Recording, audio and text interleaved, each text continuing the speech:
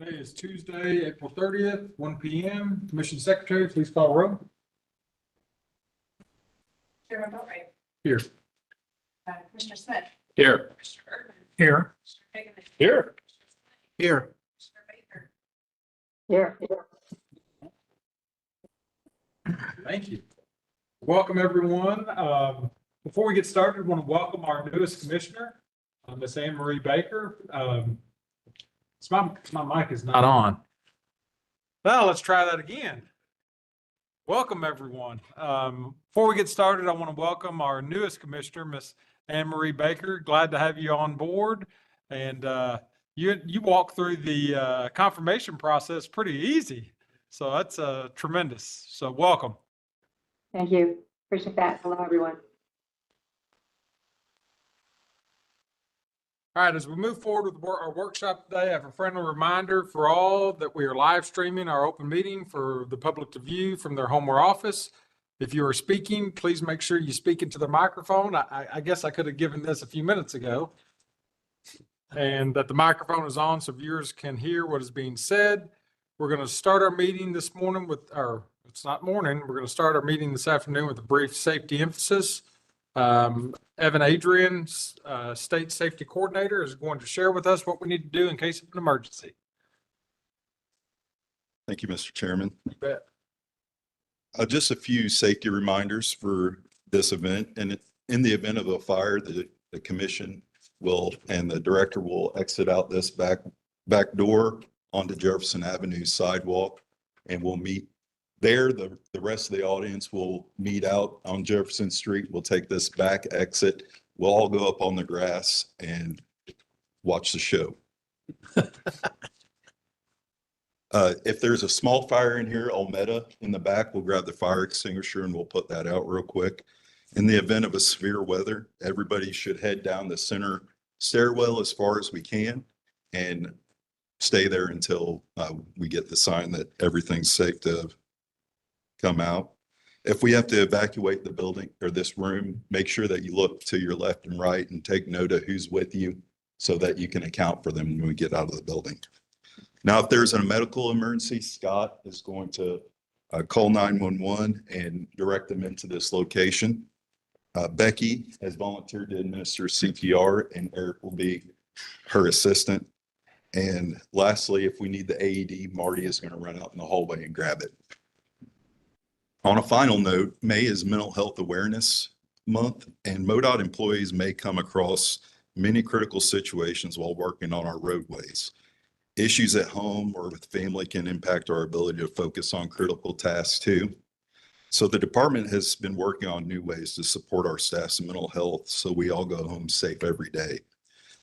I've provided to each of the commissioners a key ring that we gave to each of our employees during our spring meetings. These key rings have the National Suicide Crisis Lifeline on them, as well as the MoDOT Employee Assistance Program and our MoDOT Safety Hotline. Our goal with this is to help our employees reach out a lot more easily if they need help. And that concludes the safety briefing. I appreciate your time. Thank you. Thanks, Evan. Appreciate it. Okay, let's get started with the workshop. We have several staff lined up to speak today. Director, kick it off to you. Yeah, thank you, Mr. Chairman, members of the commission. I want to thank you for the opportunity to participate in these orientations. I think this has been a good exercise for our team. I want to thank Pam and the team and throughout the organization for putting together the information that we're going through. You know, we work everything through on a cycle time, as we've talked in the last couple orientations. It's the job of the department. It's my job to execute commission policy. So going through and understanding those policies and understanding the implications of that, you know, as we went through prior to this, we went through the financial planning portion of it, the development of the STIP at our last meeting, Statewide Transportation Improvement Program. And in this, we're really going to go through that kind of a third layer, which is our asset management planning and how we allocate funds, and then kind of walking through the condition of the system itself. We do measure that routinely and report back to the commission each year on condition. But it's asset management really underpins much of what we do at the department. And it creates a set of requirements that we impose on our districts as they execute the program to stay within the thresholds of our asset management goals. And to do that first before then moving on to other priorities for project development and otherwise in their areas. I think our team's done a very good job. Asset management is an evolution, and I would say we are evolving in this path. I would say we're beyond the kind of the elementary stage, which would have been when we started about a decade ago. We've gone right through primary school. I think we're getting to the point where we're approaching a master class on asset management, although our asset management plans are not complete. They don't have all of our assets built into them, and that will continue to need to be developed over time. We had in open session last month, we had a pretty thorough presentation on the structures along the roadways, the signs, over 700,000 signs, mast arms, those types of things. These are some of the costs that are not built in directly into our asset management plan. Signals, thousands of signals, very significant cost to those things. As we continue to refine this and as we make sure that we keep up with our partners across the country so that we fulfill federal requirements for asset management, those will also be built in.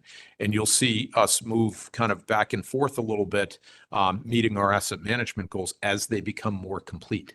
And I think the initial piece is really just the road and bridge inventory, the condition of those. And we're getting better by the year at managing this process. I think our districts are doing a terrific job. I know our district engineers, many of them are here.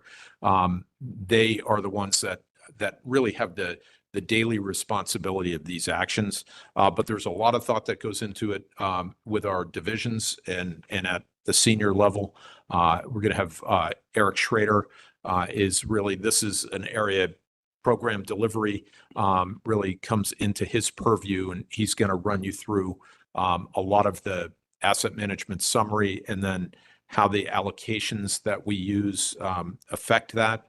And then looking at something that was developed at the request of the commission not too long ago, several years ago now, but our team in planning really came up with a very good way to synthesize all of the conditions and then to project conditions based on the funding level that we have and in our capital program as it's funded in looking at it in a very simple chart to see the trend where we're getting better, where we have issues, and what we can see.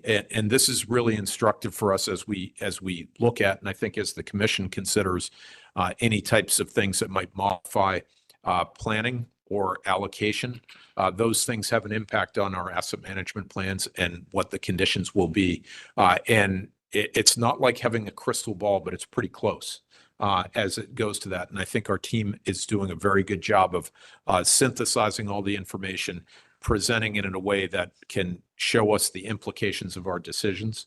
And that's really what it's all about, so that we make informed decisions as we go forward, and that as a department, we're informing the commission about what we see as trends, what we see are concerns, where we might need to focus some resources going forward. And that's really what this whole process is. So I'll stop there and please, as we did in the others, but please jump in at any point.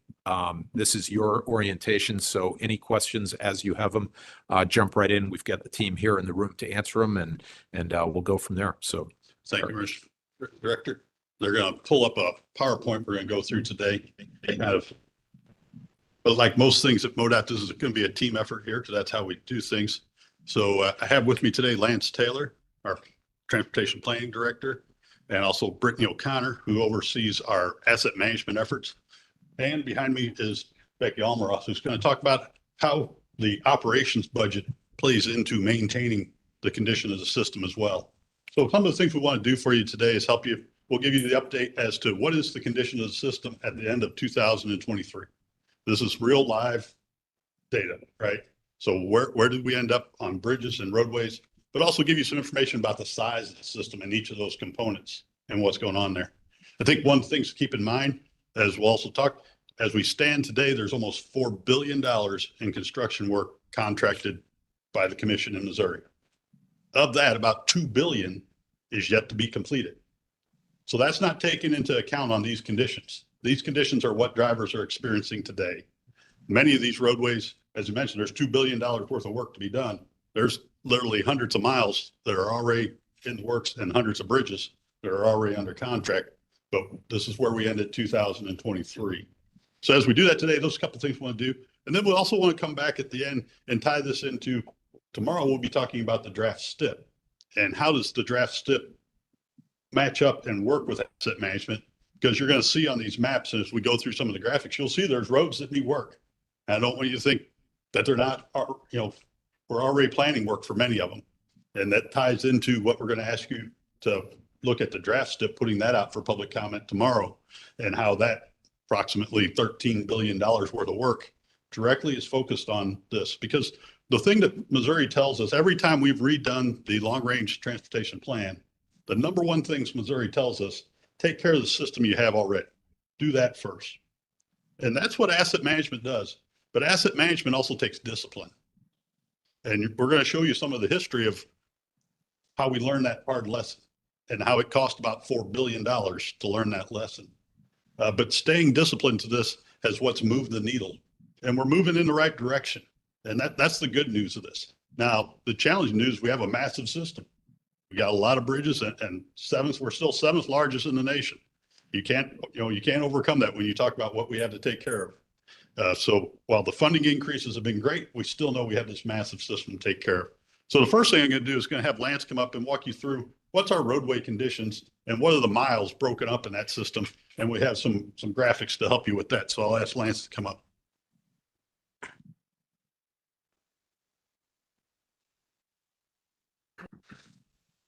Thank you, Eric. Mr. Chairman, Commissioners, Director McKenna, certainly appreciate the opportunity to come and talk to you today about this.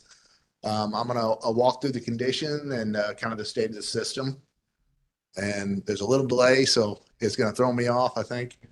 But because we have about 34,000 centerline miles in the system, MoDOT has broken the lane miles down into three categories. We have the major roads, we have the minor roads, and then we have the low volume roads.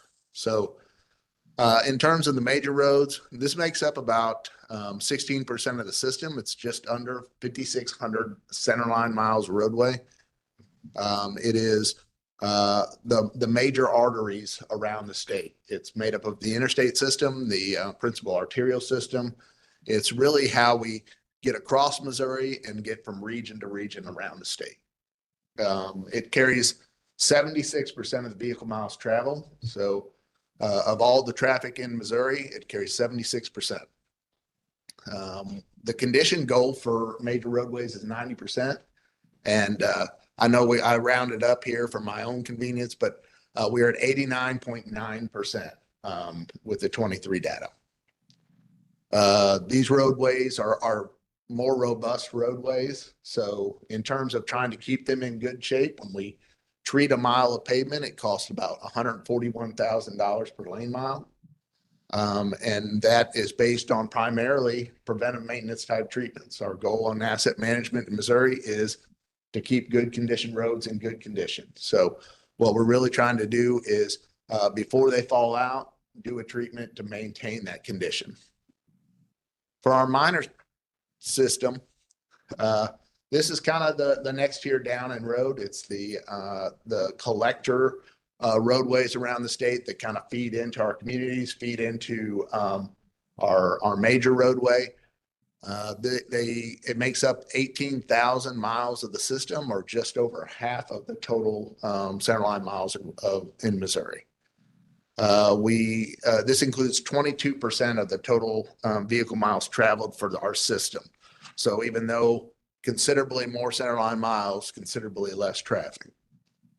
And then our goal for these roadways is 80% good. So we are currently at 81%. These are a little more less robust roadway, so they're a little less expensive to maintain in terms of trying to keep those roads in good condition, and they cost right under $60,000 a lane mile to be able to do that. And primarily our treatment here is preventive maintenance treatments. It's really about keeping those roads in good condition.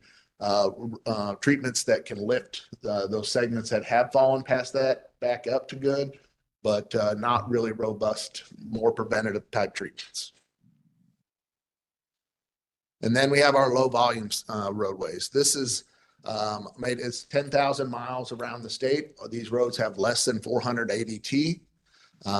This system makes up 30% of all the roadways, but it only carries 2% of the vehicle miles traveled. So this is the final mile mostly on folks' trip. It's getting folks to the collector routes that then get them to the principal arterials for travel through the state. Our goal for these roadways is 70% good condition. We are currently at 79% good condition. These roads are typically just maintained by our operation maintenance staff. They're out doing that work that keeps these roads in good condition. But we've had quite an investment over the last couple of years through the asset management deficit program and then through the governor's rural route program that have invested a significant amount of money into these roadways, the lower minors and the low volume, to be able to make a significant improvement in condition. And commissioners, keep in mind what Eric said starting out. This is a representation of the first 100 million in governor's rural routes program, not the second 100 million. That's under contract and underway now, and we'll be able to report on that. But you can see that when we reported this over the last couple of years, we were well below or right at 70%. So there's been a pretty significant increase in overall condition in a very short period of time. It doesn't mean, and you can see the range 69 to 79%. Doesn't mean they're all in good condition. But that's, we lost, particularly in Northwest, after a couple of years of really severe winter and flooding conditions. The condition dropped by about 10% network wide in the Northwest District over a couple of year period. Very large drop. And so digging out of that's been taken quite a lot. We're not there yet, but we are getting to the point where some of these roads are in better condition than some of our minor routes.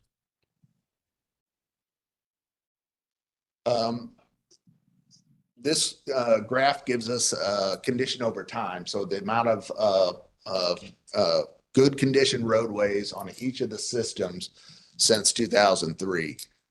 You can see back in the early 2000s to mid 2000s, we made a significant investment in roads around Missouri, and that brought us the start of getting that condition up to where we wanted it.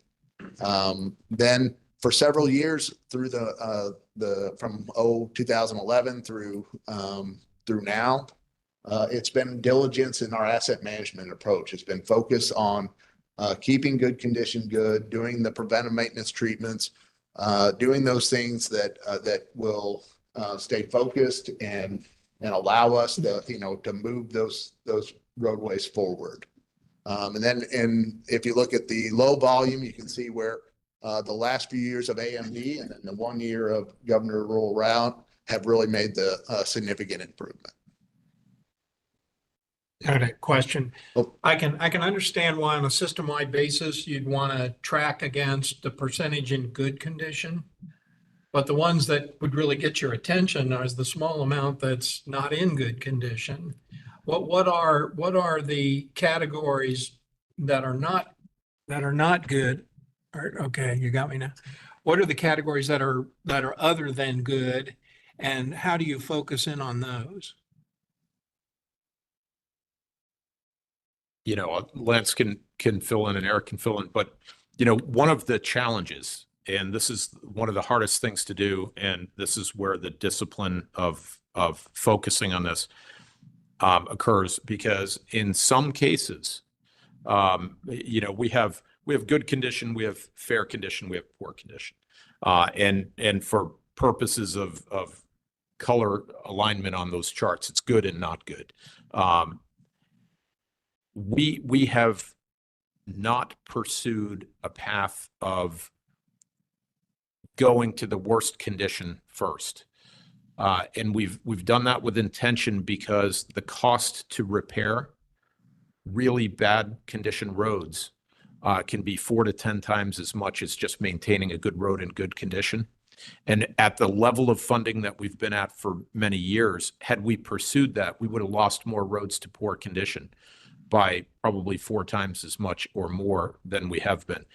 It's a terrible PR campaign, if you will, because we might be working on a roadway in an area multiple times, keeping it in good condition with surface treatments, rather than having the budget to do a reconstruction of a road that's gone too far. So that difficulty is borne out. It's kind of a financial exercise. It's not really a PR exercise, but because of the level of funding, that's been the pursuit in asset management. Although certainly from a standpoint of safety, we're out there, our own crews are patching, they're augmenting that. And, you can see how it plays out in this slide. The early years there, that big investment to get us up to where we needed to be was almost entirely debt funded, without a revenue source to cover the debt. So a couple of things. We're going to go into a little more detail coming up, but we analyze roads by 1/10 of a mile segments. So we're looking at each 1/10 of a mile, and then we aggregate that together to come up with poor and good. But as the other thing to keep in mind here, as we look at how we do this, keep in mind that on that low volume system, over half of that's not eligible for federal funds. So that has to be 100% state funded. So when you're looking at which roadways, and also then we add in bridges, we're going to talk bridges here in a second of where we're at on those. It becomes a very, very complex moving piece. But breaking it down to poor and good has been our best way to discuss this with the public. Because actually the highway system on federal classification breaks down into many more classes. But poor and good is what public understands. And we're going to explain to you how we rate that in a minute. Because one of the things we do is we actually travel over every mile we have. We have 2 crews that travel the entire state, and we rate every mile. We're collecting information, lots of data information to do that, to then pull it back into our planning process. So we'll talk a little more in detail about that. But the discipline of not chasing spots and doing this somewhat systematically is what over time plays out. And we'll talk about some of the tools as we talk about the asset management plan of why that discipline, and making sure, because you have to to get the full life out of a payment, you have to let it come down a little bit, or you're resurfacing too soon and you're not getting the full life of it. And when your funding is on our source, we need the full life, the full number of years that we anticipate before we come back to do it again. If you do it too soon, you're not getting all your value out of it. So it is, and that varies by road type, right? So our majors that carry 75% of the traffic only makes up a small system, but that volume of traffic deteriorates those roads rapidly, right? And the cost though is also 3 to 4 times to work on those. So it can kind of become a vicious cycle that they decline quickest. They also are most expensive to bring back. So you can't let them decline too far, or you get like this graph where we're upside down.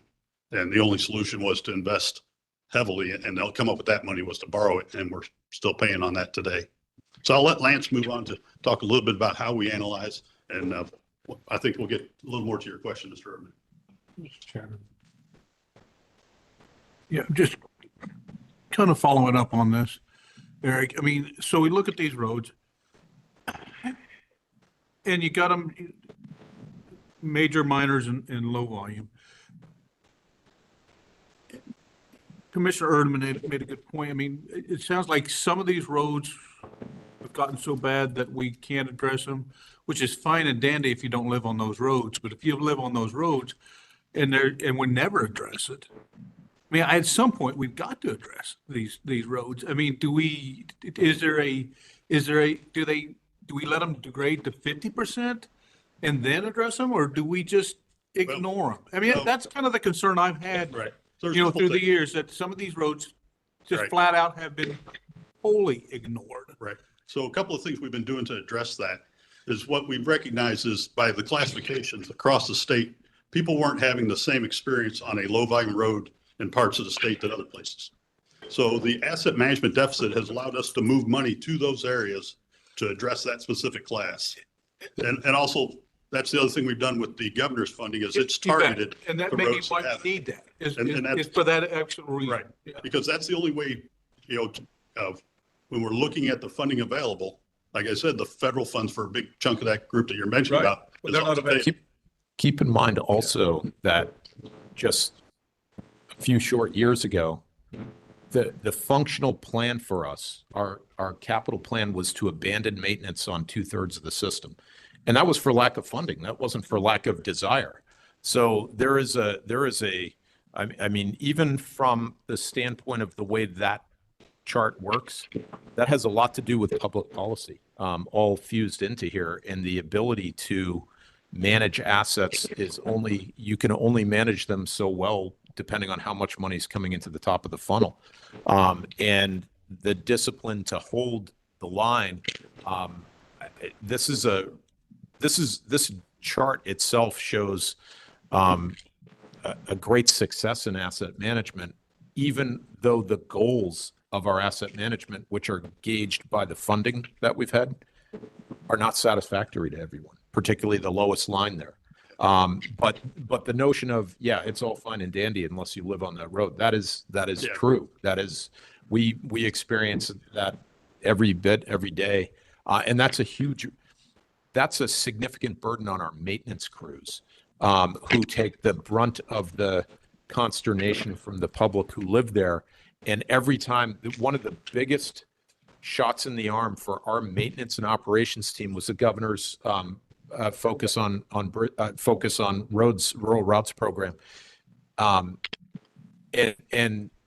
the proof of that was how hard our teams worked to, in advance, change their operating plans to do all of the drainage work in advance of the road work that was coming in, because they knew this is really significant potential. So they didn't want to lose that gain the next time it rained. That funding, as well as the asset management deficit program, has enabled us through commission policy to kind of attack some of the worst roads. And that kind of interplay. So again, looking at those levels, like what is the size of the asset management deficit program that could come from the bottom up on worst first, while we're still trying to manage assets from the top down.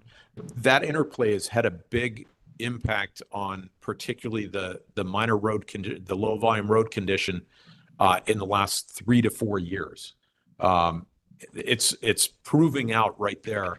And then the public policy on top of it is just it's an extraordinary time. Just to clarify, that chart, the way it is right now, up there is just the first 100 million, not Yes. last year's 100 million, That's right. and nothing that may be passed in this session. That's correct. Thank you. Let's No, go that's ahead. great. I don't That's want to great- take up the whole great time. questions, Thank though. you. That's Thank you. Bradley's point, Great question. because that's the balance, you know, our STIP now is over 85% asset management. Yeah. So out of the billions of dollars, it is simply taking care of what we have. Now, we also, when we go and travel around, we know that doesn't strike the balance that everybody likes in some areas, because there's always somewhere that would like a new interchange, would like additional 4 lanes. You can just go down the list. But asset management being our first discipline, that's where our funding goes because of this, because we can't lose track of this. And when you start to slip, it can get away from you really quick. So I'll let Lance move on and talk a little bit about the details on how we collect the data to help you understand that. Thank you.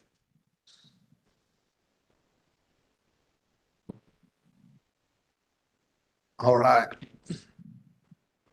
In addition to the pavement, we have about 10,400 bridges in Missouri. 209 of those bridges are considered major bridges, which they're greater than 1,000 feet in length. That leaves about than 200 that are what we call typical bridges. We generally address these, all bridges with 5 work types. That's replacement, redeck, preventive maintenance, rehabilitation, and contract maintenance. And you can see from this chart that the main focus again is on rehabilitation, preventive maintenance, doing that contract maintenance to try to address issues before they degrade the condition of the bridge beyond where we can maintain it in pretty good shape. Through that, that was me. Through that effort, we have been able to decrease the number of board bridges down to 759.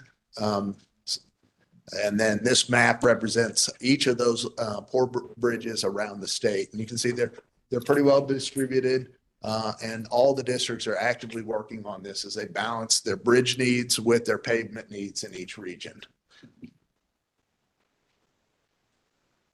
If you look back over the last 20 years in history, you can see that 759 is a substantial decrease in the total number of poor bridges. And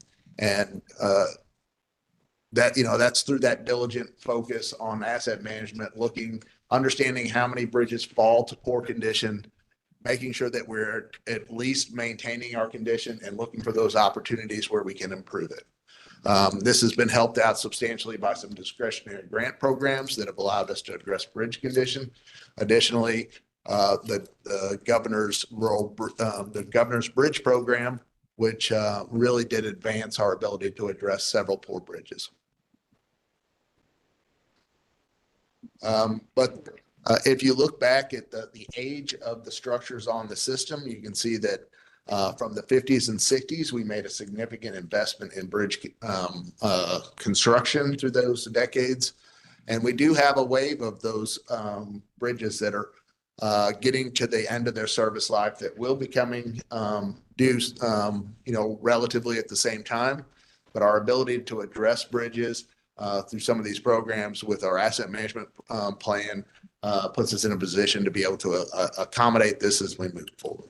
This chart really represents very significant financial problems for us. As you can see, kind of that wave coming from the 1960s, 2,100 bridges constructed in that period of time. They're all going to come due at the same time. It's great to have that big infusion of investment, but you've got to be able to deal with the implications. The team's been doing a really good job of managing through that, and particularly on the major bridges. The replacement of major bridges, the way we've pulled those out of our asset management, our distribution we discussed last time, is enabling us to do a better job of typical road and bridge work in different areas that may just by circumstance have to deal with a major bridge replacement, because that can absorb an entire region's money for several years. So we've taken that on as a statewide responsibility.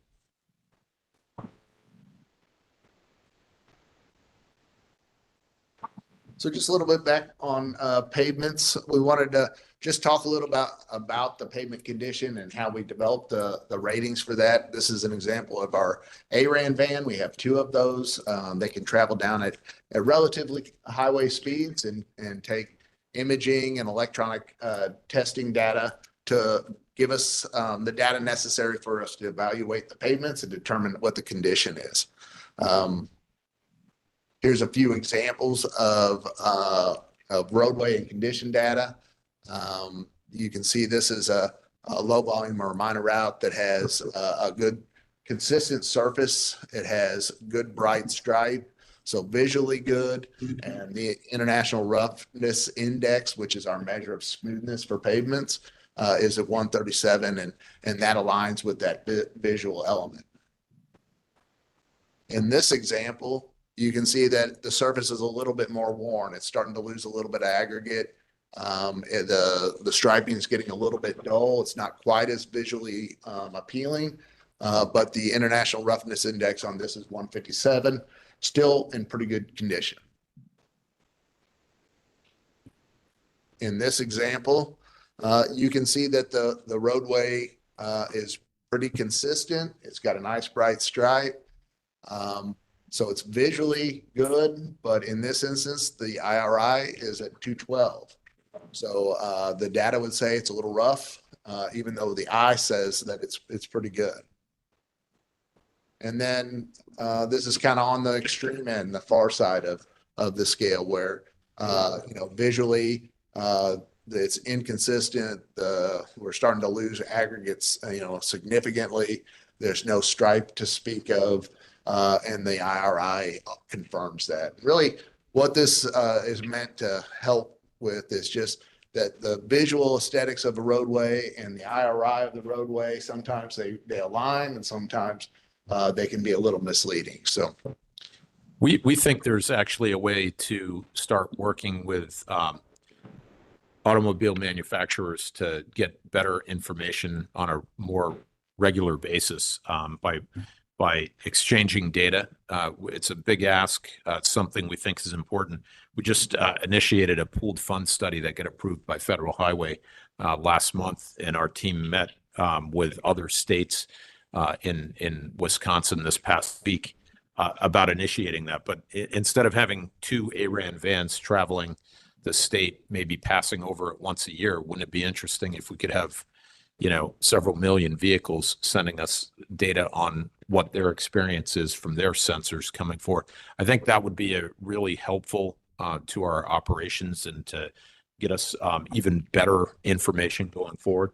It's something that partnership between owner operators of the system and users of the system is something that, we don't want to jeopardize anyone's proprietary data or anything like that.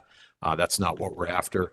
But we want to share condition data and safety data and work zone data with the OEMs. We'd like to have condition data that their sensors are seeing on the roadways back to us so that we can refine our operating plans. It's kind of a long-term thing, but it's a partnership that we're working through MCTI and the university system as well. So that could bear some fruit in the next few years. So you're saying that data's already there. They're already collecting that data.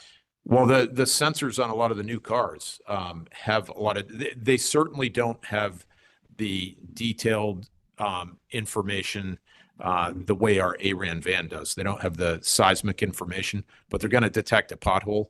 They're going to detect if a stripe, a delineator is missing, that type of information about gaps. And, from a 24/7 situational awareness standpoint, having a live feed of that data being exchanged could alert us to issues much quicker than we can discover now. What about signs? Similar, depending on what they're looking at. In some cases, we see that there may well be sensors built into the signs so that relay information directly to the vehicles. A lot of that is under development now. So the OEMs are collecting currently on newer cars data about surface condition and. Well, and particularly the vehicles that are bringing the advanced driver systems and ultimately connected and automated vehicles, they have to sense the environment in order to operate in the environment. A lot of municipalities, particularly in Europe, are creating at a governmental level digital twins of the built environment, and then the actual automated and connected vehicles it's really a software exercise. So they have created these digital twins so that the software companies that are going to team up with car manufacturers to operate vehicles can run through iterations rapidly and learn from that.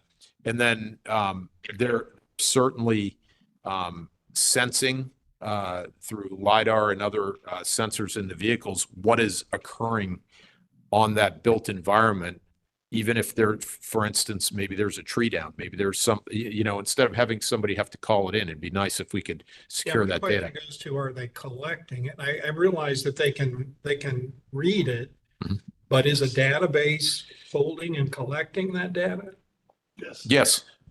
There are companies that will sell you that data back now. Yeah. We're being approached by companies that are getting that from dash cams and other sensors and then we'll provide it back to you and compare yesterday's run to today's run to help identify potholes, signs missing, things down. So they are collecting all that information in several different formats. Our theory is that in the public space for public safety, there ought to be a partnership, access and everything, and we shouldn't necessarily have to buy that data back. We think there's a way to create mutual value. Nobody's done it yet because I think there's a perception that this is a way to remonetize the use of the roadways back to the operators of the road systems. So I happen to believe that there's a space here, and that there may well be certain data, anonymized, of course, that may well be, in some future iteration, somewhat of a requirement to transmit back so that we can more safely operate the system. Just quickly, for those who are collecting this data that you can buy currently, does that require the operator's permission? I believe that just like when you put an app on your phone and don't read through 100 pages of information and say yes because you're into that, I tend to think that all of your vehicle operations signatures as you're going through them are giving those same permissions. We'll move on. Yep. We'll move on. It's a burgeoning area. Burgeoning controversies. Yes. All right. With that, I'm going to turn it over to Brittany.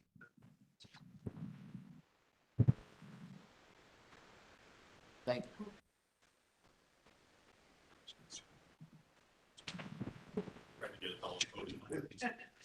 I can adjust. Good afternoon, Mr. Chairman, Commissioners, and Director McKenna. My name is Brittany O'Connor. I do work in MoDOT's Transportation Planning Division, and I'm here today to provide an overview of our asset management plans.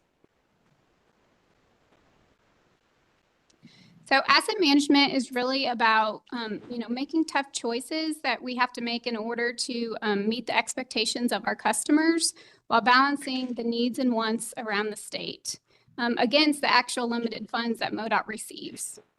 As stewards of the transportation system, it not only makes sense to maintain the facilities in the best shape that we can afford, but it is exactly what the public has asked us to do. As Eric mentioned earlier, our number one long-range transportation goal is to maintain our system and our services that we provide today. MoDOT has made the commitment to put asset management first. This is supported by federal law, citizen engagement and feedback, commission policy. And our philosophy here is MoDOT is really to keep our good condition good. And the way we accomplish that is through our asset management efforts. So this graph is meant to help explain why we do this. So what you're seeing is a relative decline model for pavement. And what the graph is showing is that if we take care of our pavements while they're in good condition, we maintain the best feasible condition for the longest amount of time for the lowest cost. And this really supports why asset management is vital to the work that we do.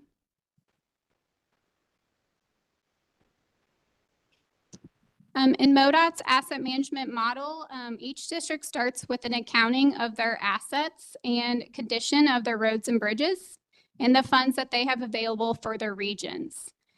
Districts use this data to determine the anticipated pavement and bridge treatments and the resultant annual cost necessary to maintain or improve their system conditions.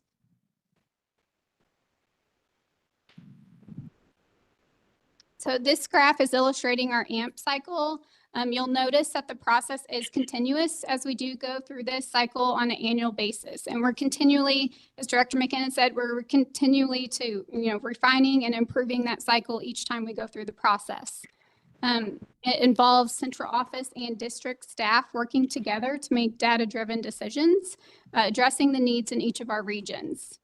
We use pavement, bridge, and funding data, and the districts will lay out what the next 10-year window looks like in order to meet their asset management goals. Information then from these asset management plans is used for our STIP programming. And ultimately, our goal is that the STIP mirrors each district asset management plan, or we refer to it as our AMPs. So really the AMP and STIP do work hand in hand.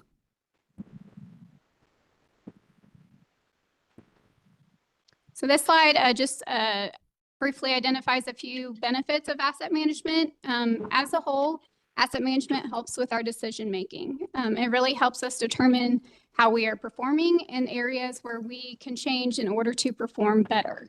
It supports national, state, and taxpayer priorities to keep our roads and bridges in good condition.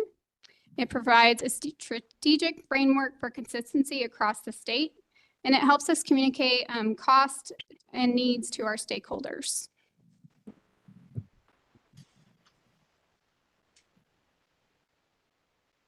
This graph illustrates the anticipated asset management needs over the next 10 years.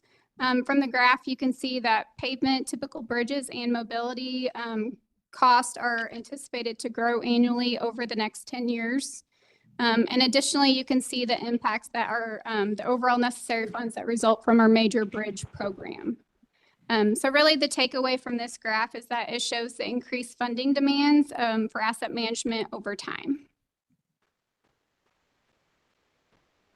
And with that, I'm going to turn it over to Becky. Mr. Chairman, might we pause? I know when we have a commissioner online, just to check in and see if Commissioner Baker has any questions or anything we can answer as we're going along. No questions, but thanks for asking. Okay, I'll thank tell him you. what I did. Thank you. Good afternoon, Chairman, Commissioners, Director. I want to talk a little bit about the maintenance and operations and what some of these buckets do. We typically see our buckets that are in our information that we give to legislators, to the public. And today I'm going to talk about that big bucket, that $529 million that typically goes to operations. Explain what some of those buckets are, some of the routine maintenance that we do. I know, especially when you're over talking to legislators, you hear a lot about some of the things we do, litter removal, deer, striping, signs, some of those things. There's some of those other things that are behind the scenes, the planned preventative maintenance that aren't as glorious, aren't always as seen, but probably more important than some of those visible items and really taking care of our system and what we have. So I'm going to explain a little bit of the routine maintenance and how much money we spend on routine maintenance, and then the flip side, the planned preventative maintenance as well.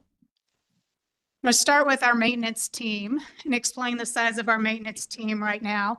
If you look at the map on there, a little hard to see, but you see a lot of those dots that are up there. That represents our 192 maintenance buildings across the state, which house about 2,400 of our employees. That is accomplishing every year. We track every activity that we do. We have 81 different maintenance activities that we do on our roadways. And we do that with about 3,600 pieces of equipment. And out of those 192 maintenance buildings, I went out a year and a half ago and visited the leadership in just about every single one of those buildings, did them a little bit regionally, but you will not find more dedicated people or people that really take their little geographic area, that building, those roadways more serious, because those maintenance workers are the ones that are seen in the convenience store and the grocery store, that take phone calls from their neighbors, that live in those communities that they are servicing, that just really, really dedicated maintenance professionals that we have out there that really, anytime you talk to them, we'll take as many employees, we'll take as many resources as you can give us to really take care of what we have. That's kind of what you hear when you go talk to them. We could use more, we could use more. So out of that team, we'll talk about some of the planned maintenance that we do, pavement repairs first of all. These are some of the expenditures. These were from fiscal year 23, so we're still gathering data for fiscal year 24 right now. So this is almost a year old now, but out of $88 million that we put into asphalt pavement repair on the roadways. So that's nearly 485,000 tons of asphalt pavement that they put down, nearly 13,000 square yards of concrete repair, and over 135,000 pounds of crack sealing. And these are all resources, and all that pavement repair, the concrete repair, and the crack sealing is all done by our internal resources. The next one, that planned maintenance, next activity is signing and striping. This is $40 million bucket. Again, we had, in 23, we striped over 59,000 line miles of striping, used nearly 63,500 gallons of paint, over 683,000 pounds of reflective beads, and we put over 35,500 signs up. So that's quite a few signs across the entire state. Our next planned maintenance operation is chip seals. We were talking about that asset management plan, and as Brittany alluded and showed you that chart, it's really that investment of keeping those good pavements in good condition. One of those things that we really need to do is seal it up. So when it's a good roadway and we have a good surface on it, we have to come back in about 3 or 4 years and put that chip seal or that sealing coat on there. That's that preventive maintenance activity that if we do that every 3 to 4 years, we'll keep that perpetual pavement in really good condition. So we talk about the money that's been invested by the governor's low volume roads plan over the last couple of years. The maintenance staff and the maintenance leadership right now is working on that plan on the backside of it, of when do we come back and seal all those roadways. So very, very important. This is going to be a big operation over the next several years, is returning to those good roadways so that we don't lose them. So again, last year we had nearly 2,139 lane miles of chip seals. And again, that is sealing the roadway. We do it on bridge decks as well to keep the moisture out of the pavement. If we can keep that pavement surface good without the moisture getting into it, you can keep that road in really, really good condition for a long time. And again, provides a new skid resistance wearing surface. So any of those roadways after a few years, the aggregate starts getting polished, gets a little slick, put that new chip seal down. You just greatly improve safety. The next planned maintenance activity, again, we were talking about those low volume roads and the work that we were doing on it. Last year, we had over 125,000 linear feet of pipe that was repaired or placed. Maintenance crews went out ahead of every single one of those projects and replaced, they call them tubes, replace the tubes under those roadways. You want to put a good roadway surface on over a pipe that is deteriorating that you'll have to replace in a couple of years, where you'd have to make a cut in the pavement. So tremendous amount of work. This is the most we've done in probably the last 10 to 12 years, the volume that they put, $13 million in pipe replacement. Becky, the only thing to add to that is, without the, I'm drawing a blank on the program that we use on the, yeah, right.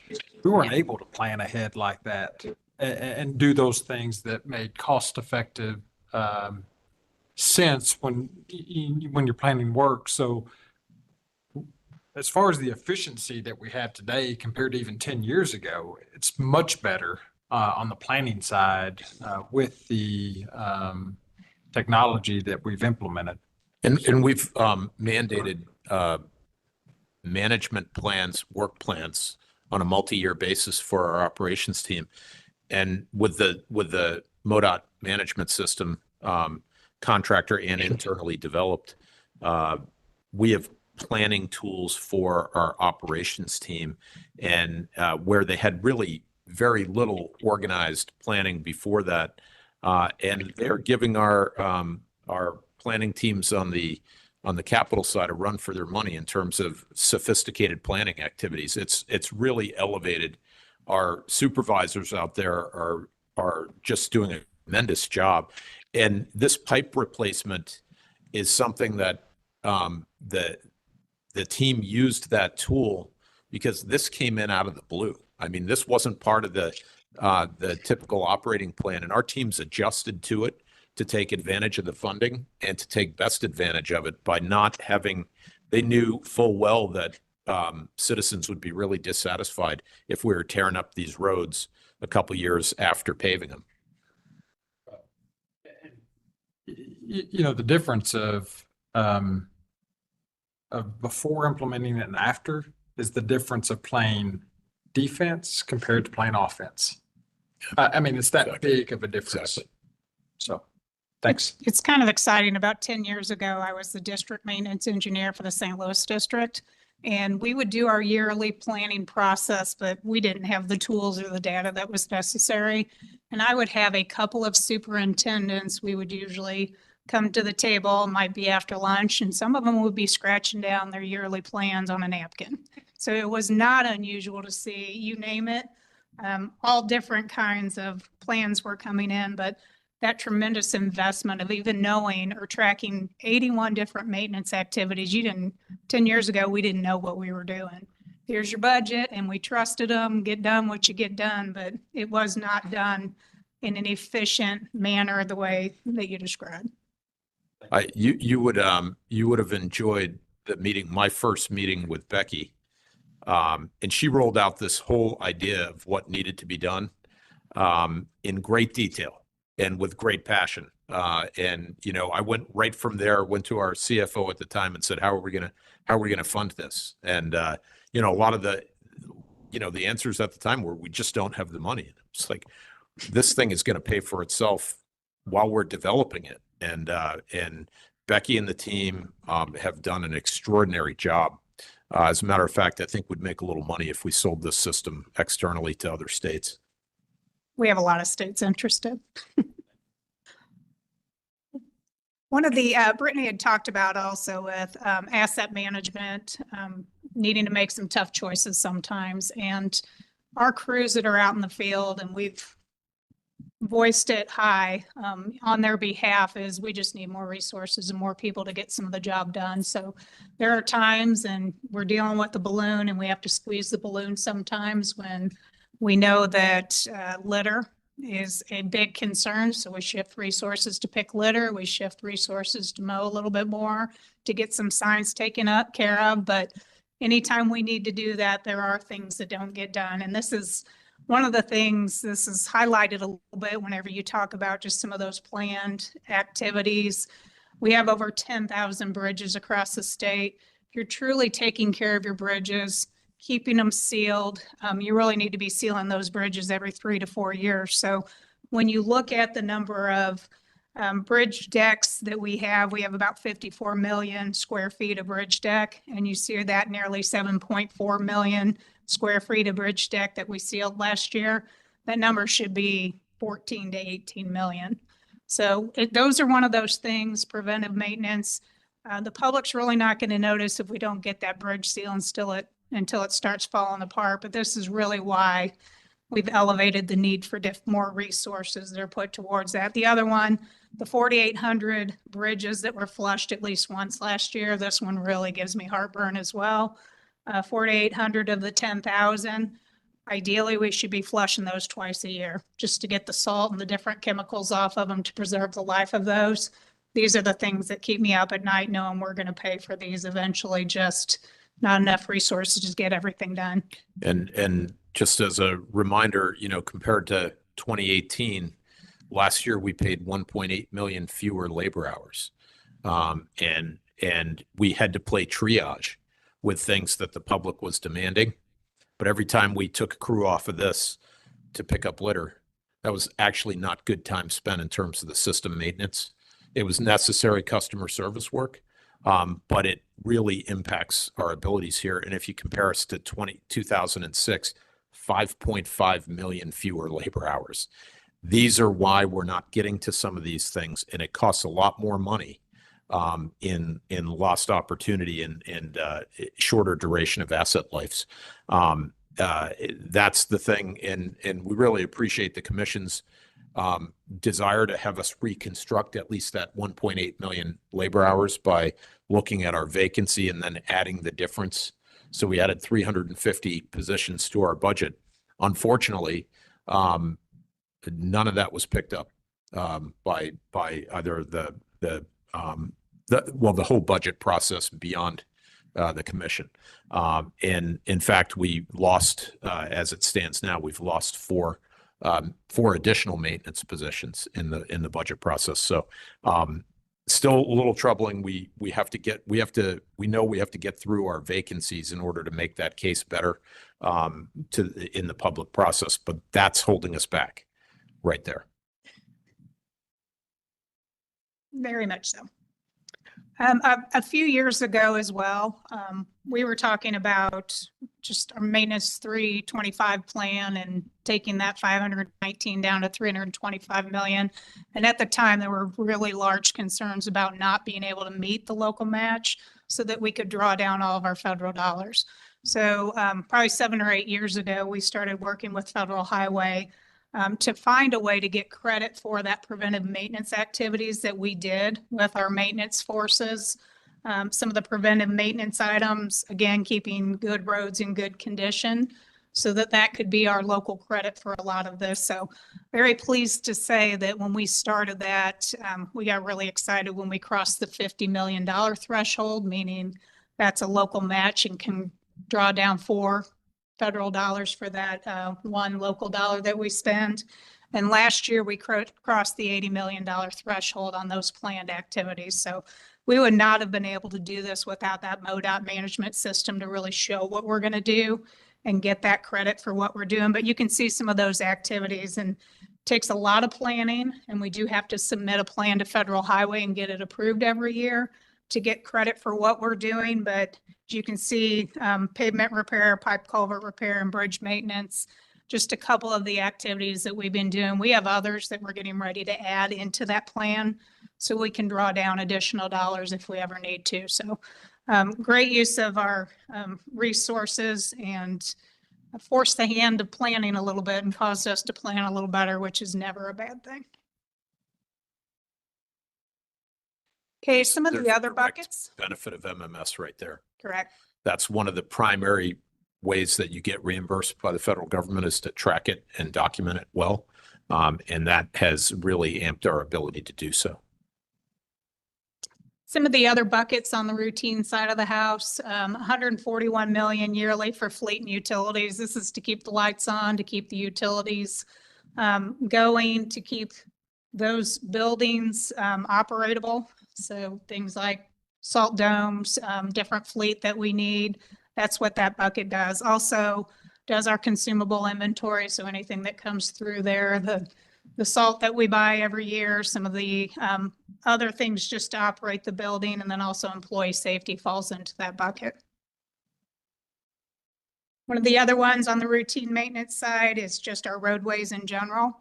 These aren't federally reimbursable activities, and you can't always plan for these, but we did of 96 million, we patched over 718,000 potholes last year. Roadway shouldering, adding shoulders or maintaining the shoulders that we had, over 9,000 labor hours put towards that. The edge rut repairs, this is one that I see one on the roadway and it always crosses your mind, get that added to the plan. But anytime you have any deterioration on the edge of the roadway and you start to see that little drop off, you need to get those fixed as soon as possible to prevent anybody that departs from the roadway from overturning. So that's a big part of their operation every year. We also have 2,600 signals that are managed and maintained. And contrary to popular belief, potholes are not our #1 call that we get into customer service from our citizens. The top by far is our signals. So signals, signal timing, I'm not able to hit the 3 signals I used to. The signal doesn't look like it's operating properly. That is by far our #1 bucket of calls that we get. And then our 260 dynamic message signs that are operated across the state. We give real-time traffic information on those, incident alerts, warn the public anytime there's a change in the roadway that they're about to enter.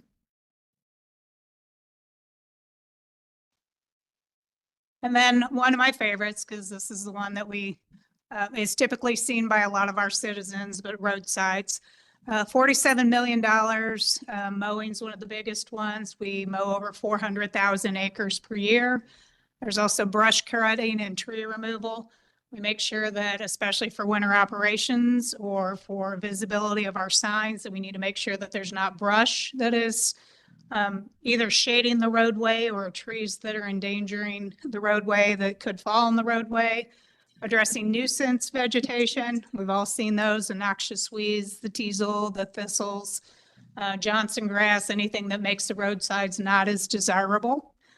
We addressed over 25,000 acres of that last year. I think we have those, our noxious weed strike teams right now. You're going to see that number just blow up this year with some of the technology we've added to that. Litter and debris pickup over 2.5 million, and we've devoted over 173,000 labor hours for litter pickup. May I ask a question? Yes, sir. Okay, thank you. So in the Kansas City metro media market, Channel 5 is doing a report about how these trash collectors are not getting their debris tarped down well. I assume, it sounds like efforts to go after them. Do we ever get a chance to find them? And my guess is that even if they're fined, the fine goes to the school fund, doesn't go to us. Yeah, is there any way, I mean, Channel 5 certainly makes it sound like it's a real problem. My perception is that it's a real problem. Would you concur? And is that just in the Kansas City market, or is that just pretty much everywhere? Yeah, They're breaking the law. I mean, they're supposed to be tarped. it's a Okay. big problem.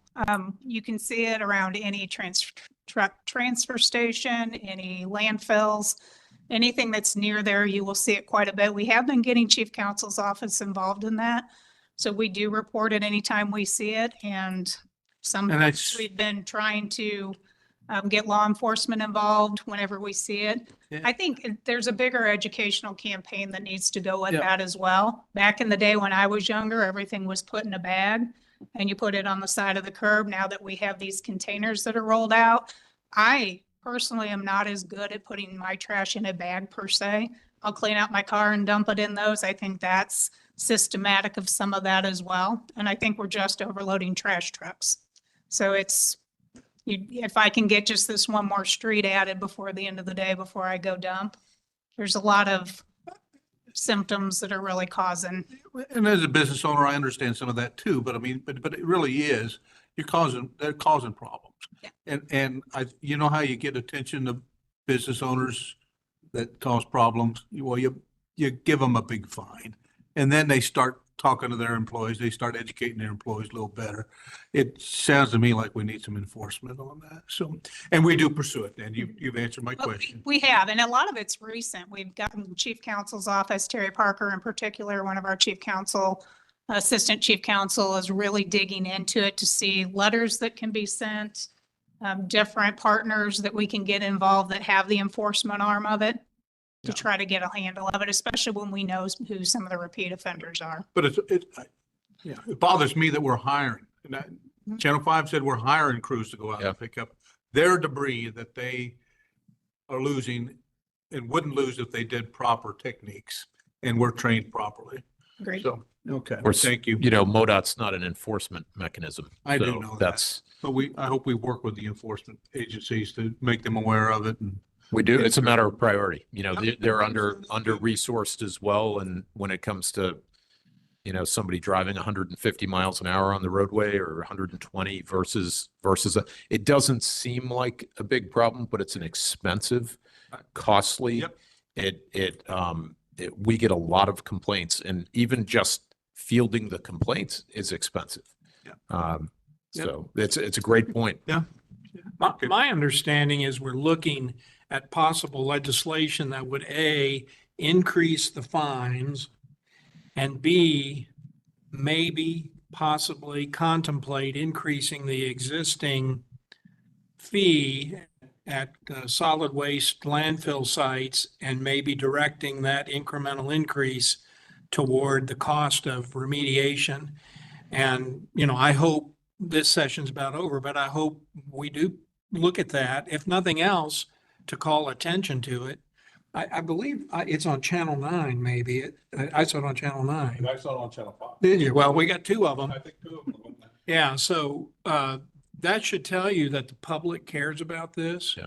And the department's reputation and credibility with the public, while this may not be the greatest return on investment in terms of competing needs, don't diminish the importance of public credibility on things like this.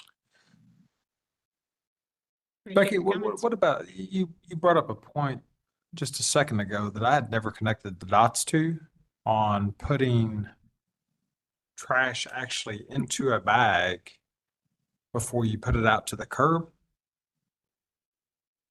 I'll be honest with you, like have we done any messaging on that side of things at all? And do we do any messaging on the trash side via social media or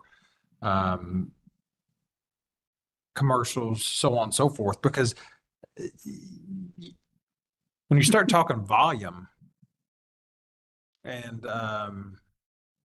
this is the nerdy engineer in me, but when you start talking volume and significant numbers, then you start talking significance.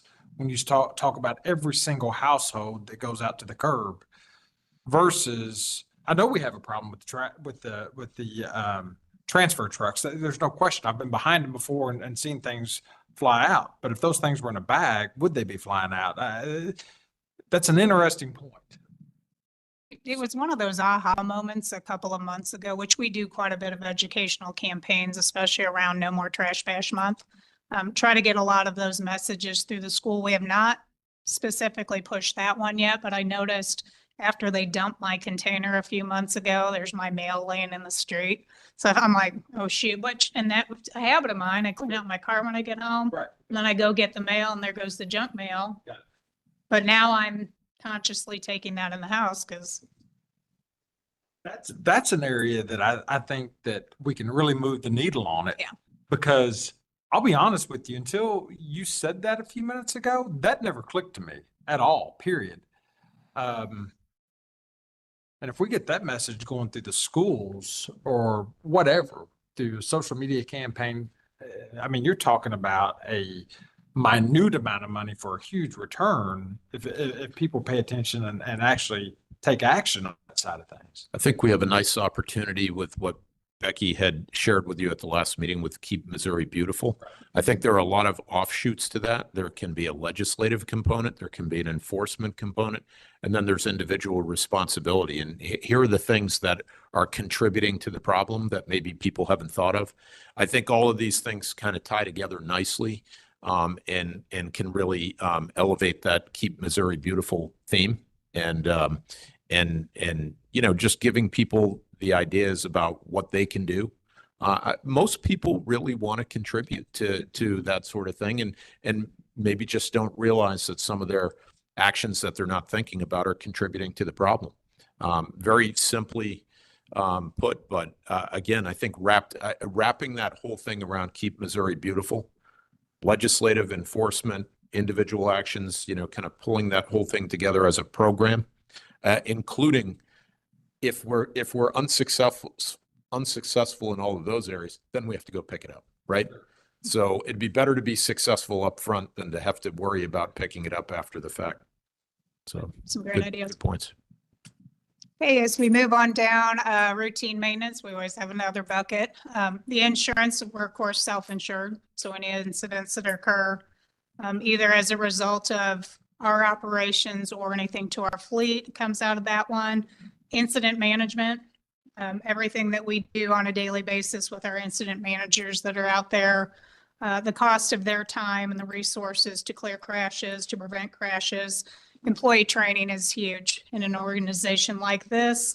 Any efforts to reduce congestion and then also flood restoration. As we start talking about storms from last weekend, we're starting to see some of the damage occur from that.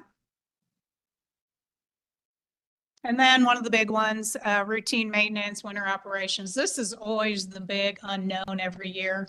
We can look at long range forecast and kind of have an indication of what the winter might look at, but on a typical year, we have been ranging between, for years, it was between 45 million and 50. We've had 2 light winters in a row, so we're down to about 40 million on average. Last year was 32 million, but this can range anywhere from 18 million to 70 million. So depending on the severity of the winter, we do about 3 million miles every year. plowed, 327,000 labor hours. This was last year, 63,000 tons of salt. I've seen years where we've been closer to 180,000. And again, just that wide range of cost. And then I'm kind of excited about this next one. This one, it's really, and this slide shows you what you get when you look at volume road projects. And you can see all of the yellow and the blue lines that are on there and some of the purple lines. It just shows you the extent of what comes out of that operating budget and the work that goes onto low volume roads versus what's in the STIP. So you see those very, very few of the blue, pink, and orange lines. Not very much of the work that goes on these roadways comes out of the STIP. The majority is done with our maintenance operators. And I think with all the resources that are going to those low volume roads, you're really going to see this map blow up. This doesn't indicate or capture anything that's occurred in the last 2 years or anything that'll be given this year, but exciting seeing just ticks in that asset management plan and the conditions of the road, making some changes. And I will turn it back over for system condition to Eric. Oh, are there any questions before I step away? It's a great big bucket. I could talk for 5 days probably.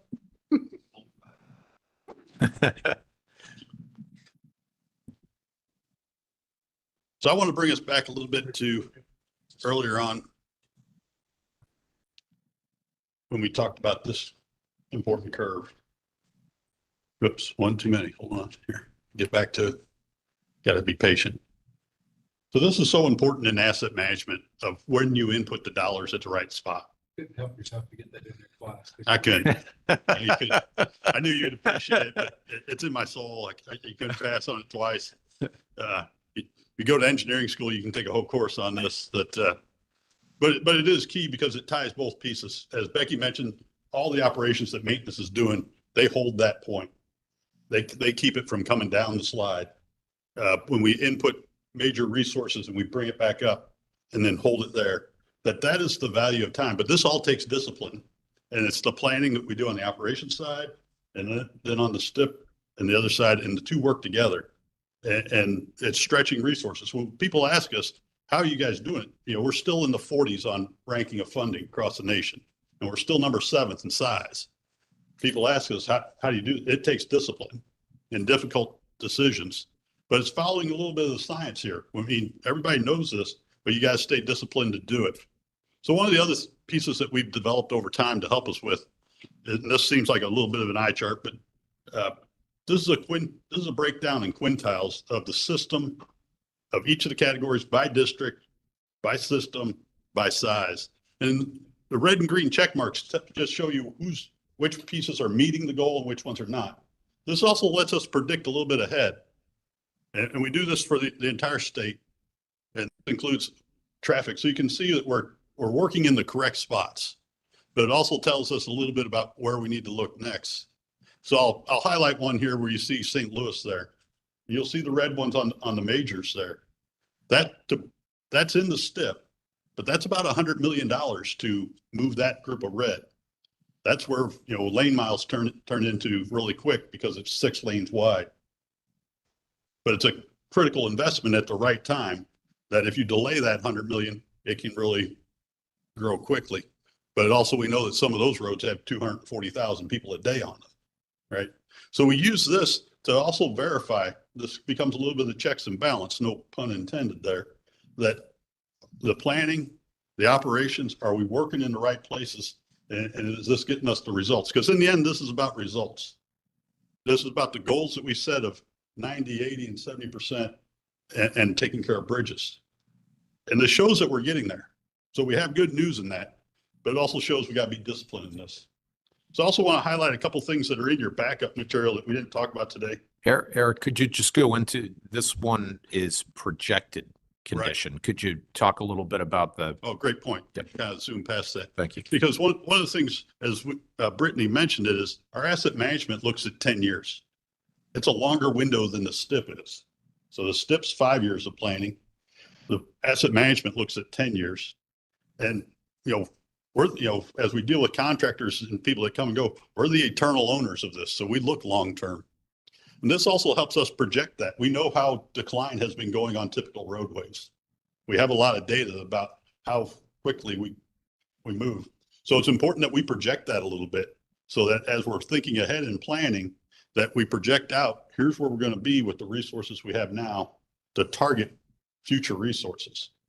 It's not exact, but it's pretty close using that information. So one of the things that's hard to say is we know through all of our data over the next 5 years, about 470 bridges go to poor condition. You're like, wait a minute, how many? We're doing hundreds in the STIP at the same time. But we know when you have 10,400 of them, and we over half of ours are beyond 50 years, beyond their design life, 470 of them over this time are going to come back with the inspection saying they're now in the poor category. So it's a little bit disheartening at times of all the progress we made towards that. But with knowing that information also helps us be diligent in the planning. And that's what this also helps us forecast that a little bit so that districts as they plan can see a little bit ahead of here's the results of what you have inputted into the asset management plan, what's in the first 3 years of the STIP where it's 100% programmed. Here's what we anticipate that doing for condition. Now, we've also been able to have those one-time monies for low volumes that we've targeted to specific parts of the system just to do that. And you can see the impact of that. But as Becky mentioned on the maintenance side, it also says that in 3 to 5 years, we need to be chip sealing or sealing those roads that we overlaid 5 years ago so that we can stretch their life to 10 to 12 years. So that has to fall into the maintenance operation plan of those many miles that you have to add in to hold those roads as well. But all that plays against the calls for whichever road it is. You know, the most important road is the road you use. That's as simple as it is. But we use this to project condition a little bit as well so that you can make sure all these plans continue to line up. It's also part of how we hold each other accountable. As we program the STIP, we look at that impact on this and we have the conversation with the districts to ensure that they're making those hard decisions. Planning partners don't always like that because there's always a want. There's always something beyond taking care of what you have. And with this being the first thing, it soaks up the resources quickly. But we're also able to say if we don't, we can project here's what condition's going to look like based on our history and how much that's really going to cost to bring back in the future. So it becomes a great tool to check in on those and see how our planned investment can impact the future conditions of the roadway to make sure that we are, you know, playing this game for the long run. Thank you for pointing that out, Director. Some of the information that's in your backup that we didn't hit on today. So we also show this in some different forms as opposed to all the roads as red, yellow, and green. We've provided you with a county summary where you can see by class, this one happens to be the major routes. And it just highlights whether a county on average is in good condition, is it fair, or is it in the poor? So it's just another way to see that information without looking at specific routes. It gives you a quicker feel for across the state, how the different conditions playing out. And one thing you'll notice on the major routes, you can kind of tell where the interstates run, right? So I-39, I-29, or I-35 and I-29 show up because there's sections of it that we're planning to work on that are in poor condition now. You'll see sections of 70, you know, so it kind of highlights where those major routes run and gives you a feel for that. Just another way to show that information graphically for kind of a quick check. We've also provided for you the detailed information, which is more of a spreadsheet where Commissioner Boatwright and I can get really nerdy. And this breaks down by county, by class, the miles in each of those categories and the traffic volume. The VMT broke down across each of those. So you can see how much of our traffic volume is running on good roads in Missouri. So as one of those customer service points of view is how much of our traffic is running on a good road.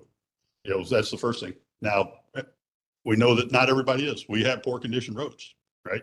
So you gotta acknowledge that. But this also shows that level of detail that data goes to that helps our planning and our operations team target projects to the right places and make sure that we're driving results.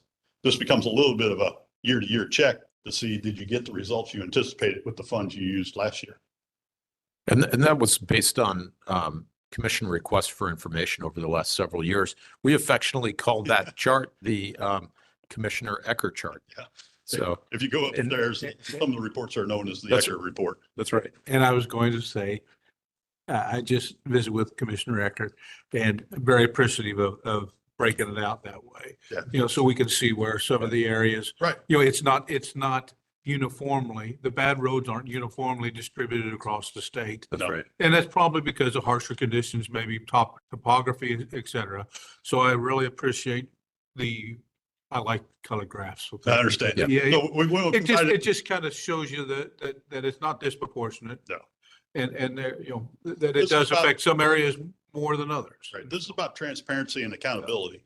Yeah. And we acknowledge, you don't want to have to stand up here and say there's over 700 poor bridges. Yeah. Now every one of our bridges is safe. I'll go there, that if it wasn't safe, they'd be closed. It's that simple for us. But poor condition means operations crews are spending more time patching holes, responding to issues, as opposed to just being able to go out and flush it twice a year and seal it every few years. These are soaking up man hours and responding to issues with them. That's, maintenance dollars that are going into it. And at some point you're putting, good money after bad. So having that number is not ideal, but we also know to get rid of that number, we need billions of dollars more. It's Those color charts is a nice addition by county, because you can see what's developing here is a bigger problem on the minor system than where we are on the low volume system. Now, obviously, it's a much larger segment and it costs more. So that's going to lead to that. But there are more counties heading into yellow than into the good condition. So we're really looking to check against that in our asset management plans. So I'll kind of sum this up with a couple of things. We know asset management works. We've demonstrated that over time. It takes discipline to stay with it. It's a data driven, but also there's a art to it as well. It's that timing piece of responding to really harsh winters, a flood season, whatever can affect conditions rapidly in there. It also matches with our values and our goals. It matches with what citizens have told us, but it also matches with the commission's values and goals. And tomorrow we'll bring to you the draft STIP. So hopefully today we kind of highlight a little bit how asset management, planning, the operations and the STIP all work together with it. The fine thing is the results. That's what matters to the citizens, is the results of what are the conditions of this great investment they've made. When you think about the state of our size to have the 7th largest transportation system in the nation, as I get to travel around the country, I tell people, if you build it or grow it, we can ship it. We can move it here in Missouri. This is what separates us from emerging countries around the world. We can move everything, but it's a great asset, but it costs to take care of it. So that's kind of where we want to go today, to try to highlight some of that, give you a sense of what conditions are today and the size of it and some of the activities we're doing to take care of it. So with that, I'll take any questions and be glad to hand them off to Brittany and Lance. Becky would even help me out in a pinch. Well, outstanding presentation. Coming from the network operations industry genre, I greatly appreciate your comments about the importance of maintaining before it gets so bad that you can't afford to maintain. As painful as it might be, I can understand why worst isn't first, except maybe with bridges. Can understand that. Can understand why it's more expensive to let a relatively good road become a poor road than to take a lot more money to turn a poor road into a relatively good. I get all that. Last month, we had a presentation on the STIP allocation.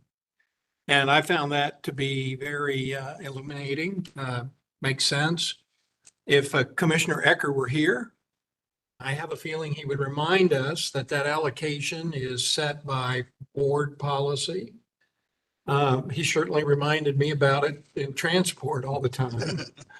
And he's right, it is.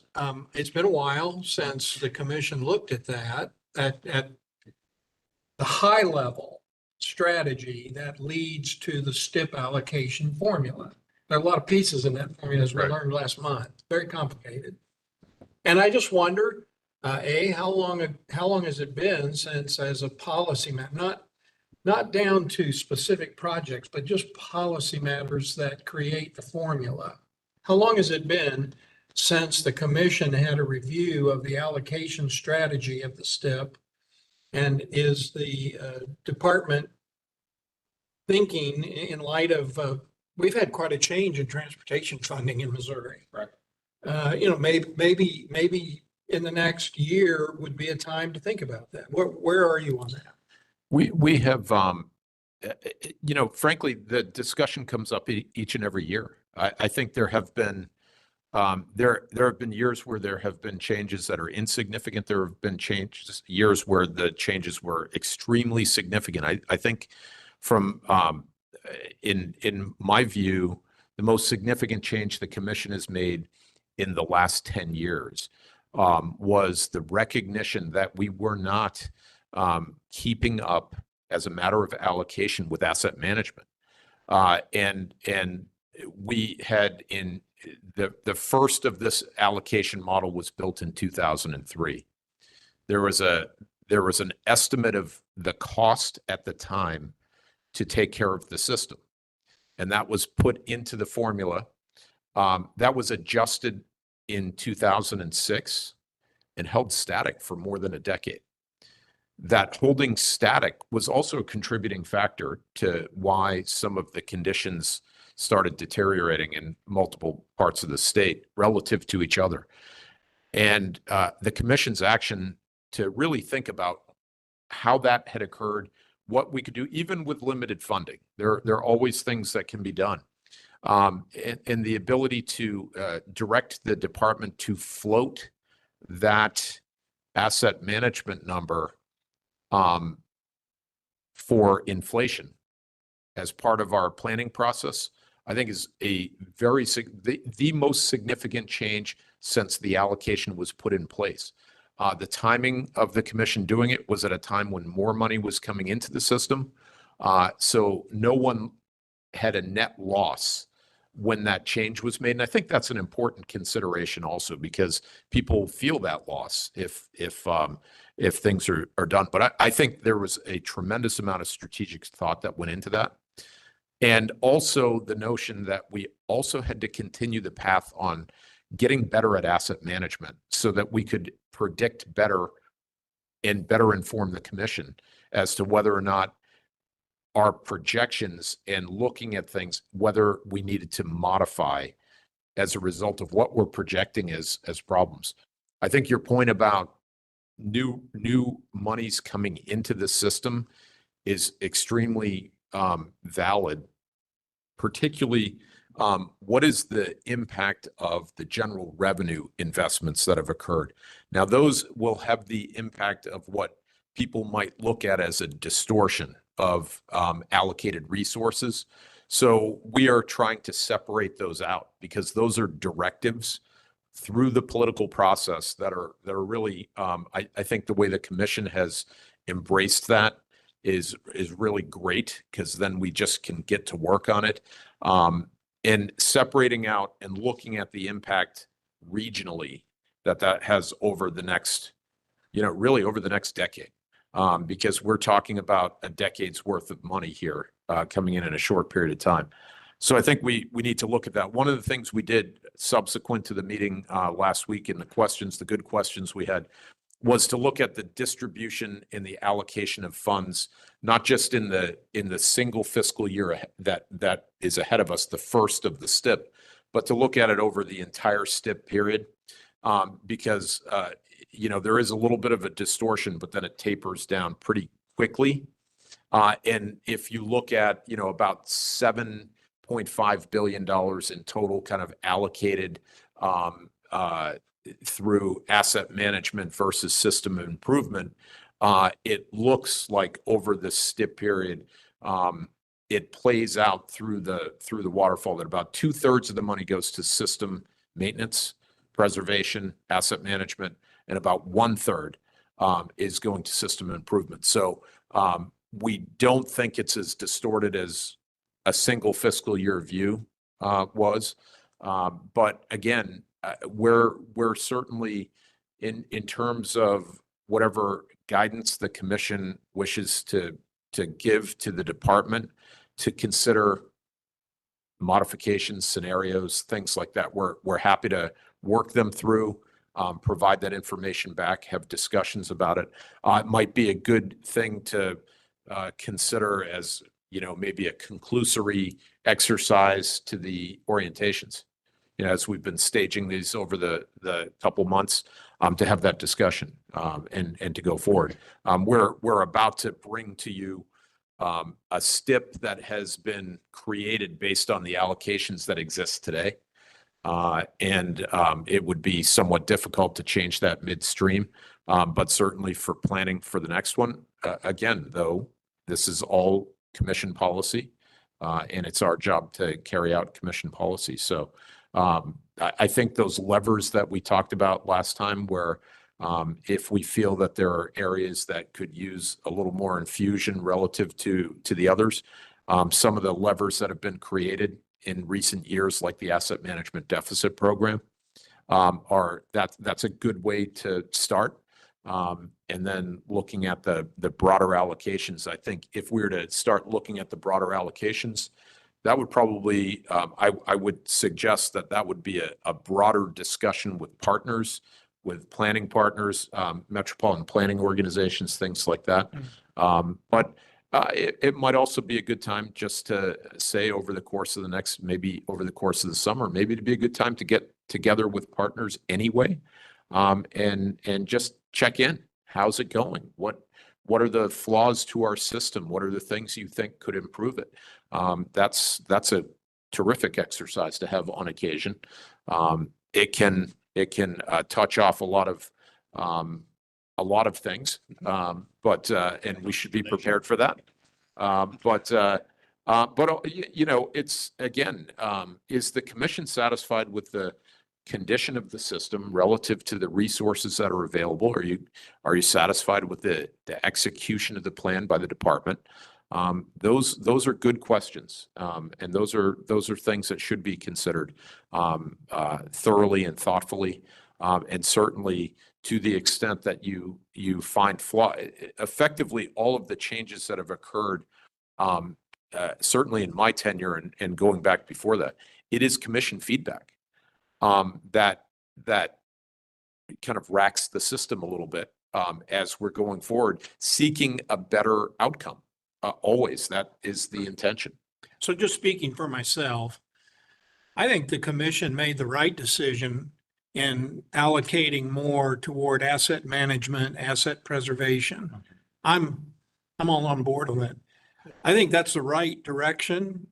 And I'm not so sure, but we don't need to even keep moving further in that direction. I think I made clear how much I believe in that.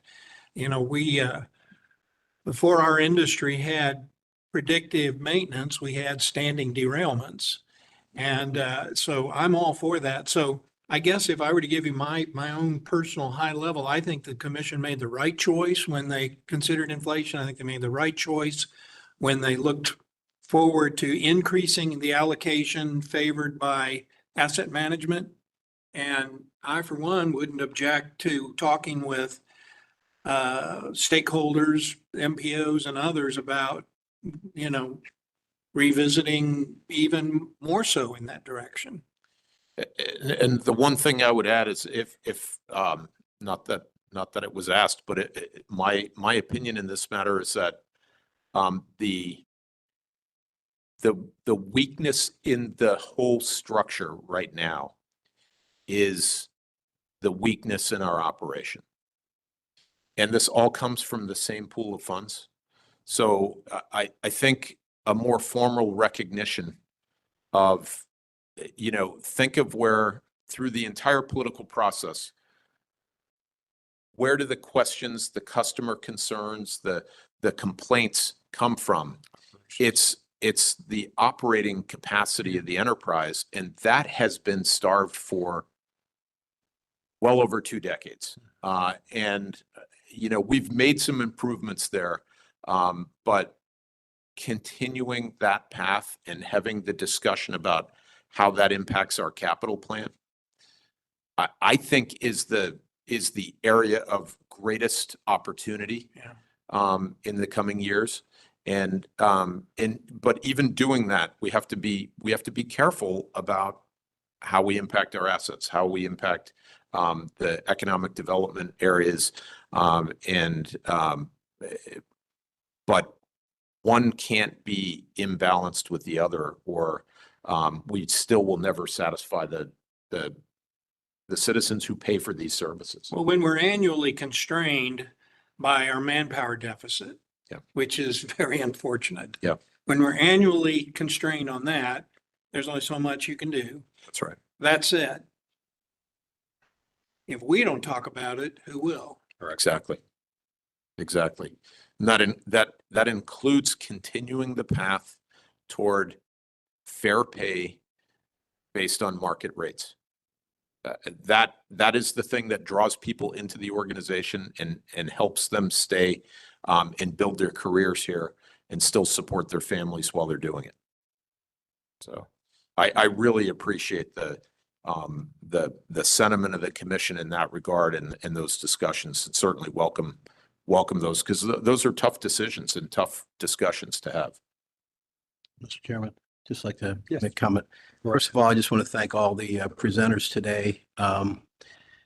As a new member, relatively new member of this board, this has been the most informative in terms of nuts and bolts of what the organization does. Since I've been on the commission, I want to thank you for all your work, your talent, your professionalism. And I learned a lot today about the real challenges that the organization has. And not that I'm necessarily surprised, but when you hear it and you see it in terms of the challenges of the condition of the roads, the costs, and what the organization is doing with the resources that you have available to address these. On the one hand, it gives me a lot of encouragement because of the talented team that you all have here, but it also is a little bit daunting in terms of the challenges that you have and you're dealing with.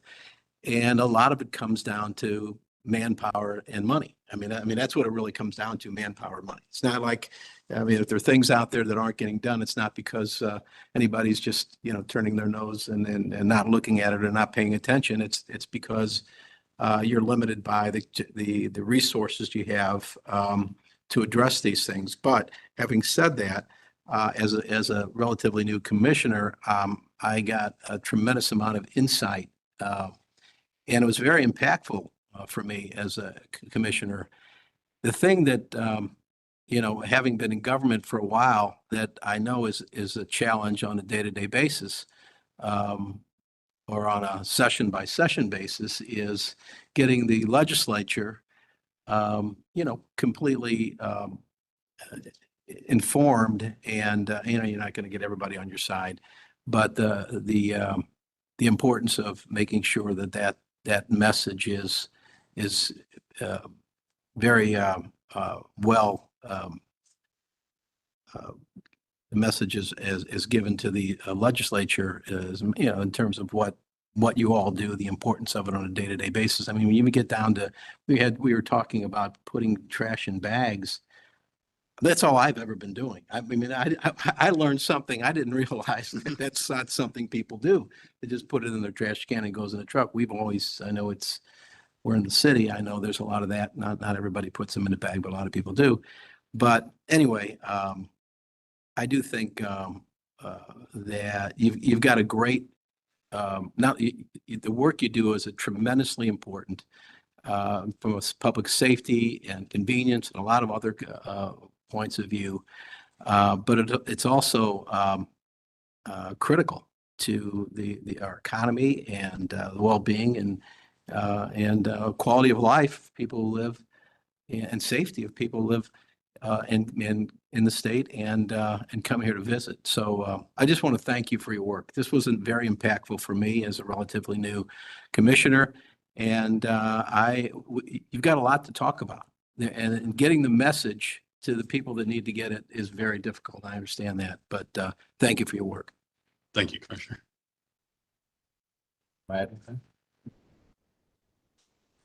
Thank you, Mr. Chairman. Just sitting here listening to the eloquent remarks of Commissioner Erdman, Commissioner Slay, and I'd like to also add my eloquent remarks to that as well as in ditto. Thank you. We I do appreciate truly it. do, honestly. We appreciate Thank you very much. I do appreciate the information that you provided us. Thank you. The only thing I would just kind of pull things together, you go back to the degradation curve that we've looked at twice today. it. And the point that Commissioner Erdman's making, and I'm not trying to put words in your mouth, is how do we catch that before it gets down further on the slide? Yep. And if it's concentrating those resources to asset management to do that, That's what you got to do. it may not be something bad to look at. Right. The other side of this equation that, from just an operation standpoint that comes to my mind is, and I think this team does a really good job of it, is execute. When we get these things out the door, when they're going into projects fast, but efficiently, let's not use fast, when they're going in efficiently and getting that work done, to where, it's usable on the system, that also makes a difference. So, there's a lot of different facets to it. And I think we've got things, we talked about the MMS system earlier today. Truly, that system on the operation side takes your entire workforce throughout the state at the sheds and takes them from a position of being on defense to being on offense. We're making decisions that are smart, planned out decisions, instead of somebody showing up that day and going, oh my gosh, I've got to have something for us to do. And I know that sounds funny, but don't forget, I do this every day and I've seen that firsthand. 15 years ago, I saw that a lot. And that's not a smart way to allocate resources. So I think we've got a lot of positive things going on. I think there are certainly some things that we could tweak, but every time we go through stuff like this, it seems like I come away with something from it. So I appreciate the time and effort, because I know everybody's really busy on top of this, but I appreciate the time and effort that went into this. So thank you. Yep.